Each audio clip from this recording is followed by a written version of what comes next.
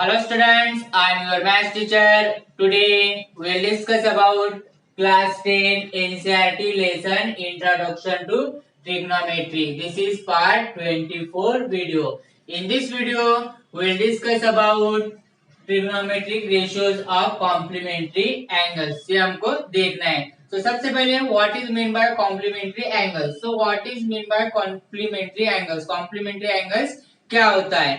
So two angles are said to be complementary if their sum equal to 90 degree. दो angles क्या होते हैं? Complementary angles होते हैं जब उनका सम एडिशन क्या होगा? 90 डिग्री होगा. ओके, तो हमें यहाँ पर क्या प्रूव करना है? यहाँ पर देखो मैंने टर्म्स लिखा है sin a equal to cos 90 degree minus a, cos a equal to sin 90 degree minus a, tan a equal to cot 90 degree minus a, cot a equal to tan 90 degree minus a, cosec a equal to sec 90 degree minus a, sec a equal to cosec 90 degree minus a. हमें ये prove करके बताना है. तो ये prove करने के लिए, इसका रेशियो प्रूव करने के लिए हमें क्या करना होगा? सबसे पहले राइट एंगल ट्रायंगल्स लेना होगा. So take a right angle triangle. तो मैंने यहाँ पर ये फर्स्ट राइट एंगल ट्रायंगल्स लिया. यहाँ पर आपको दो डायग्राम्स देख रहे हैं. तो फर्स्ट ये आपको डायग्राम, दोनों डायग्राम सेम है बट यहाँ पर ये एंगल ए है और यहाँ पर एंगल सी है. जस्ट मैंने आपको कंफ्यूज ना हो इसलिए दो डायग्राम्स निकालना है. यहाँ पर आपको ये फर्स्ट डायग्राम देखना है. अब यहाँ पर ये डायग्राम में देखो, इन ट्रायंगल एबीसी में एंगल बी क्या है? यहाँ पर आपका 90 डिग्री है राइट एंगल ट्रायंगल से. और मैंने यहाँ पर एंगल ए लिया है, ए लिया है. यहाँ पर एंगल ए क्या लिया है? ए लिया है. So what is angle C? Angle C क्या होगा? तो हमारे पास अगर आपको सॉरी दो एंगल्स दे करें और थर्ड एंगल्स आपको मालूम करना है. सो कौन सी प्रॉपर्टी है? Bye angle sum property of triangle से हम उसका थर्ड एंगल फाइंड आउट कर सकते हैं. तो वही अप्लाई करेंगे. अब देखो इन ट्रायंगल एबीसी में, इन ट्रायंगल एबीसी में एंगल बी इक्वल टू 90 डिग्री, एंगल ए इक्वल टू हमने एंगल ए लिया है. सो क्या होगा यहाँ पर? By angle sum property angle A plus angle B plus angle C equal to 180 degree.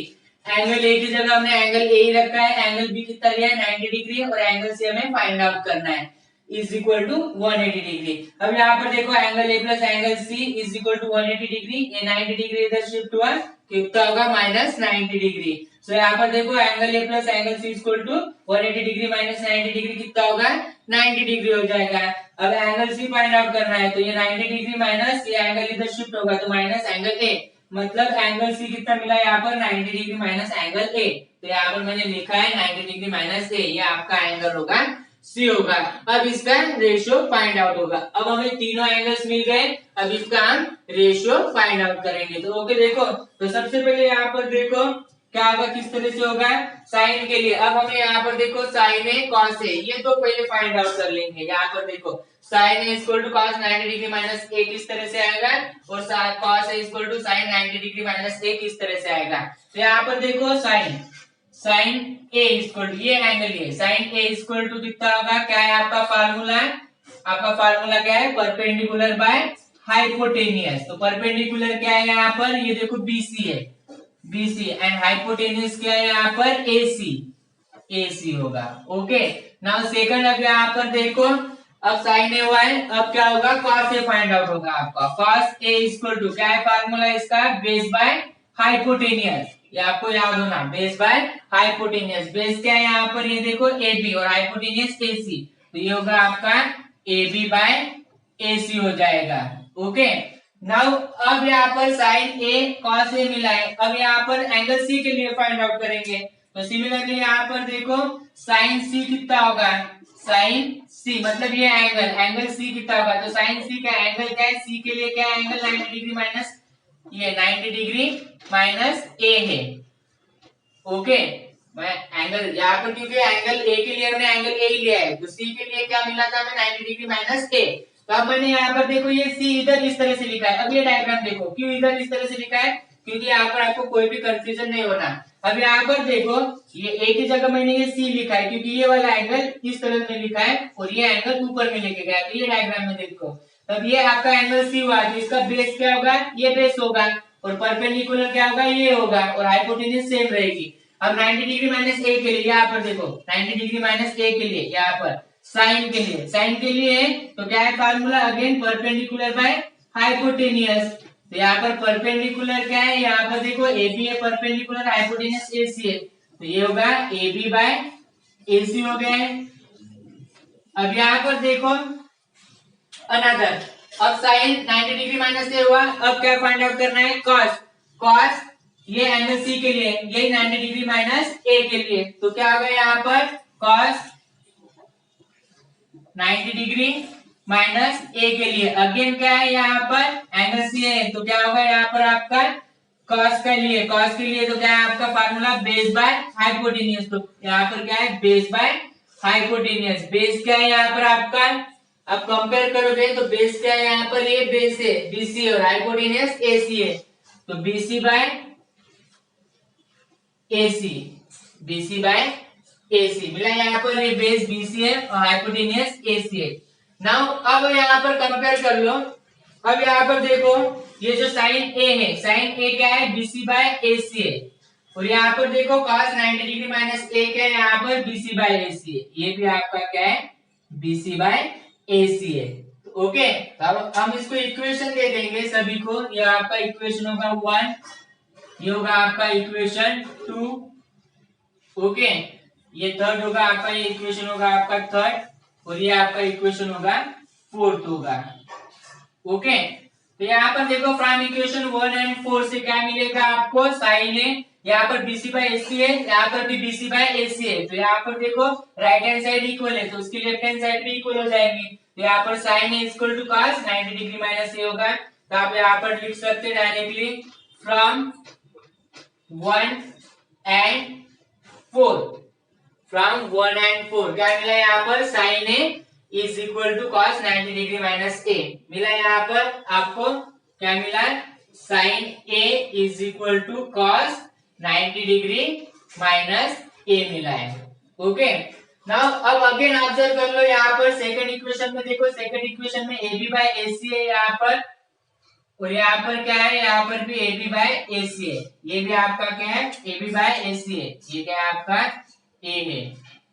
Okay, तो ये AB बाय AC है, यहाँ पर भी AB बाय AC है, तो फ्रॉम इक्वेशन 2 एंड 3 क्या मिलेगा आपको, यहाँ पर AB बाय AC किसको इक्वल है, cos A को, और ये भी AB बाय AC किसको, sin 90 डिग्री माइनस A को इक्वल है, सो फ्रॉम 2 एंड 3 क्या होगा, cos A equal to sin 90 degree minus A, तो यहाँ पर भी आप लिख सकते हैं from equation 2 and 3, from equation 2 and 3, from equation 2 and 3 क्या होगा, cos A is equal to क्या होगा, sin 90 degree minus A, sin 90 degree minus A मिल गया हमें, यहाँ पर देखो फर्स्ट एंड सेकंड मिल गया, यहाँ पर sin is equal to cos 90 degree minus A, cos A is equal to sin 90 degree minus A, ये मिला यहाँ पर। नाउ अगेन हमें क्या करना है, सिमिलरली इसी तरह से tan के लिए फाइंड आउट करना है। ओके, तो अब यहाँ पर नीचे में लिखता है, अब देखो यहाँ पर नेक्स्ट क्या होगा, नेक्स्ट आपका होगा tan A के लिए, अब tan के लिए फार्मूला क्या है यहाँ पर आपका, परपेंडिकुलर बाय बेस, तो ये क्या होगा परपेंडिकुलर बाय बेस। अब यहाँ पर देखो, अब दो डायग्राम मैंने निकाला है, तो दोनों के ध्यान में रखना है कि एंगल A के लिए ये डायग्राम देखते चलो और एंगल C के लिए ये डायग्राम देखते चलो। ओके, अब यहाँ पर देखो perpendicular by base and tan A के लिए, मतलब एंगल A के लिए ये, ओके, एंगल tan A के लिए, तो यहाँ पर परपेंडिकुलर क्या है, BC है, BC और बेस क्या है यहाँ पर AB है। ओके, सिमिलरली अब इधर देखो यहाँ पर, अब tan A हुआ तो क्या होगा नेक्स्ट, cot A होगा, cot A, और cot A का क्या है, इसका reverse, base by perpendicular, base by perpendicular. अब यहाँ पर देखो बेस क्या है AB है और परपेंडिकुलर BC है, तो ये होगा AB बाय BC होगा। हो गया यहाँ तक। नाउ सिमिलरली अब देखो यहाँ पर नेक्स्ट क्या करना है, tan A cot A मिला, अब tan C क्या होगा यहाँ पर, tan C, अब tan C के लिए क्या है, अब tan C मतलब वही फार्मूला, tan मतलब tan के लिए क्या है, परपेंडिकुलर बाय बेस है, बट यहाँ पर ये एंगल C मैंने ये लिया है, तो ये डायग्राम देखो। ओके, तो यहाँ पर क्या होगा, फार्मूला वही होगा, परपेंडिकुलर बाय बेस, तो एंगल C के लिए, अब सॉरी tan C की जगह हम डायरेक्टली लिख सकते हैं, C के लिए एंगल क्या है 90 डिग्री माइनस, जैसे यहाँ पर लिखा है, तो ये होगा 90 डिग्री माइनस A। अब ऐसे क्यों लिखा है, क्योंकि यहाँ पर ऑलरेडी मैंने यहाँ पर एंगल सी के लिए हमने एंगल सी फाइंड आउट कर लिया है। ये देखो 90 डिग्री माइनस एंगल ए, तो हम एंगल सी की जगह एंगल ए के लिए एंगल ए ही है, एंगल सी के लिए हमारा क्या निकला है 90 डिग्री माइनस ए। तो क्या होगा tan सी मतलब tan 90 डिग्री माइनस ए, तो क्या होगा वही फार्मूला होगा आपका परपेंडिकुलर बाय बेस। तो यहाँ पर परपेंडिकुलर क्या है यहाँ पर आपका, ये देखो ये, अब ये डायग्राम यहाँ पर परपेंडिकुलर है यहाँ पर ये ए बी और बेस क्या है यहाँ पर बीसी है। ओके देन अब क्या करना है, कॉट सी यानी क्या होगा एंगल 90 डिग्री माइनस ए। तो कॉट के लिए क्या है आपका फार्मूला, इसका रिवर्स बेस बाय परपेंडिकुलर। तो यहाँ पर बेस क्या है, अब ये डायग्राम है तो बेस क्या है यहाँ पर बीसी और परपेंडिकुलर क्या है यहाँ पर ए बी। हो गया यहाँ पर, अगेन इसको नाम दे दो, इसको इक्वेशन 4 इक्वेशन हो गए, नाम इसको इक्वेशन 6 दे दो, सॉरी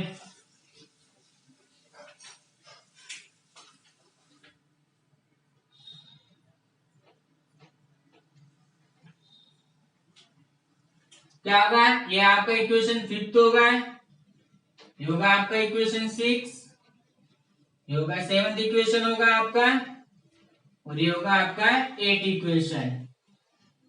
ओके अब कंपेयर कर लो, तो यहाँ पर देखो tan ए के लिए बीसी बाय ए बी है और cos 90 डिग्री माइनस के लिए बीसी बाय ए बी है। यहाँ पर देखो ये बीसी बाय ए बी यहाँ पर भी है और बीसी बाय ए बी यहाँ पर भी है, मतलब फ्रॉम इक्वेशन 5 एंड 8 क्या मिलेगा आपको, equation right hand side equal है तो लेफ्ट हैंड साइड भी इक्वल मिलेंगी।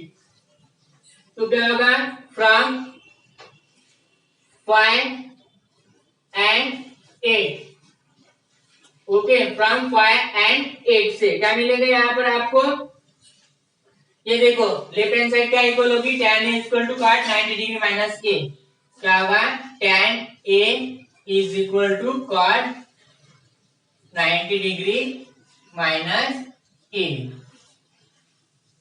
ओके सिमिलरली अब यहाँ पर देखो ए बी बाई बी सी है ये, तो यहाँ पर भी A B by B C है। हो गया यहाँ पर, मतलब यहाँ पर ये और ये दोनों सेम है राइट हैंड साइड, तो यहाँ पर क्या होगा फ्रॉम इक्वेशन 6 एंड 7 क्या होगा cot a equal to tan 90 degree minus A होगा।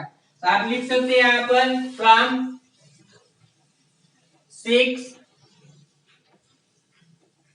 एंड 7, फ्रॉम 6 एंड 7 यहाँ पर क्या मिलेगा आपको cot a equal to left hand side के यहाँ पर cot a इक्वल टू ये tan 90 degree minus tan 90 degree minus angle A मिलेगा इस तरह से। यहाँ पर देखो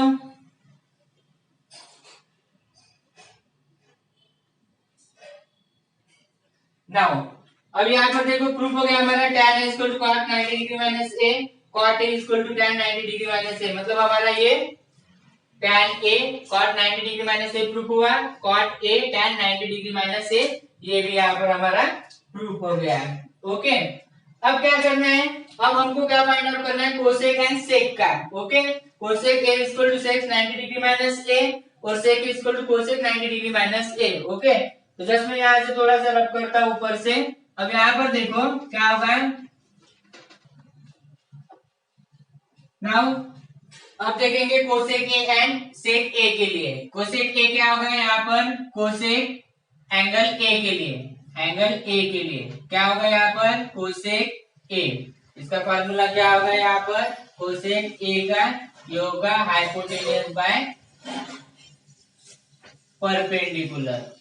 ओके कोसेक ए क्या होगा हाइपोटेन्यूज बाय परपेंडिकुलर। नाउ यहाँ पर देखो हाइपोटेन्यूज क्या है, ये एसी है और परपेंडिकुलर क्या है यहाँ पर बीसी है, तो ये बीसी होगा। नाउ अब सिमिलरली नेक्स्ट क्या है यहाँ पर सेक के लिए होगा, सेक ए के लिए होगा। सेक ए के लिए क्या है फार्मूला यहाँ पर आपका हाइपोटेन्यूज बाय बेस, क्या बनेगा हाइपोटेन्यूज बाय बेस। अब यहाँ पर हाइपोटेन्यूज क्या है एसी है और बेस क्या है यहाँ पर ए बी है, बेस यहाँ पर ए बी है। ओके अब ये एंगल ए के लिए हुआ, एंगल ए के लिए। अब एंगल सी के लिए, ये एंगल सी जो मैंने यहाँ पर लिखा है एंगल सी के लिए। ओके, तो यहाँ पर देखो एंगल सी के लिए क्या होगा, अगेन यहाँ पर कोसेक एंगल सी क्या है यहाँ पर 90 डिग्री। ओके, डायग्राम एक ही है, कंफ्यूज मत होना, वो डायग्राम सेम है, बट मैंने यहाँ पर एंगल ए लिया है तो इसका बेस ये हुआ है। अगर आप एंगल यहाँ से एक ही डायग्राम लेते तो इसका बेस ये होता है पीसी, यही पर है बीसी बराबर है, मैंने एंगल ए सी यहाँ पर लिखा है। तो ओके, तो एंगल कोसेक क्या होगा, एंगल सी कितना है 90 डिग्री माइनस ए। ओके, तो क्या होगा कोसेक, वही होगा फार्मूला आपका कोसेक के लिए हाइपोटेनियस बाय परपेंडिकुलर। हाइपोटेनियस क्या है यहाँ पर AC, हाइपोटेनियस क्या है यहाँ पर AC है, और परपेंडिकुलर क्या है यहाँ पर देखो एंगल सी के लिए हाइपोटेनियस AC और परपेंडिकुलर है AB। सिमिलरली अब किसके लिए होगा, कोसेक 90 डिग्री माइनस ए हुआ, अब क्या होगा सेक एंगल सी मतलब 90 डिग्री माइनस ए। तो ये क्या होगा, वही फार्मूला होगा हाइपोटेनियस बाय बेस। तो यहाँ पर हाइपोटेनियस क्या है, हाइपोटेनियस AC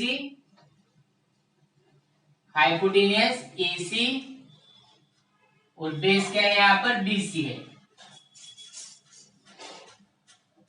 ओके, अब इसको इक्वेशन दे दो, इक्वेशन मान हम लोग कितने 8 इक्वेशन हो गए। नाउ कितना होगा, ये आपका 9th इक्वेशन होगा। ओके, मान लो अब ये आपका 10th इक्वेशन होगा, ये 11th होगा, और ये आपका 12th होगा।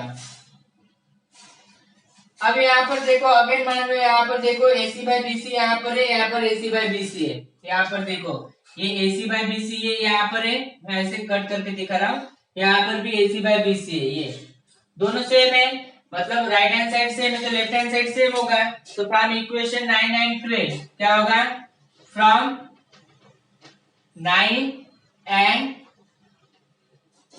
12, फ्रॉम 9 एंड 12 क्या मिलेगा, left hand side right hand side equal है तो left hand side cosec equal to sec 90 degree minus A.